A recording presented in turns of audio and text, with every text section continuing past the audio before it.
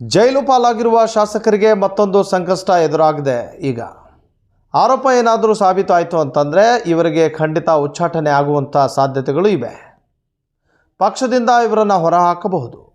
ಯಾಕಂದರೆ ಪಕ್ಷಕ್ಕೆ ಮುಜುಗರ ಆಗ್ತಾ ಇದೆ. ಕಾಂಗ್ರೆಸ್ನಿಂದ ಸಿಕ್ಕಾಪಟ್ಟೆ ಡ್ಯಾಮೇಜ್ ಆಗ್ತಾ ಇದೆ. ದೊಡ್ಡದಾಗಿ ನೀವು ಹೇಳ್ತಾ ಇದ್ರಿ, ಆರೋಪ ಮಾಡ್ತಾ ಇದ್ರಿ ಭ್ರಷ್ಟಾಚಾರದ್ದು. ಈಗ ನಿಮ್ಮ MLAನೇ ಸಿಕ್ಕಾಕೊಂಡಿದ್ದಾರೆ 5 ಲಕ್ಷದಲ್ಲಿ ಅಂತ ಕಾಂಗ್ರೆಸ್ ಹೇಳ್ತಾ ಇದೆ.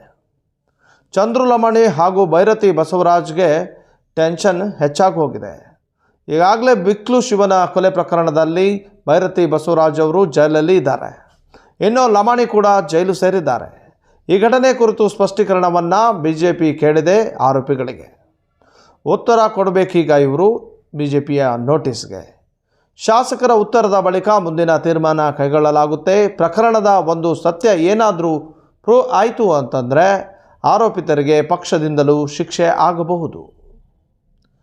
ಹೀಗಾಗಿ ಜೈಲು ಸೇರಿರುವ ಶಾಸಕರಿಗೆ ಉಚ್ಚಾಟನೆಯ ಭೀತಿ ಕಾಡ್ತಾ ಇದೆ.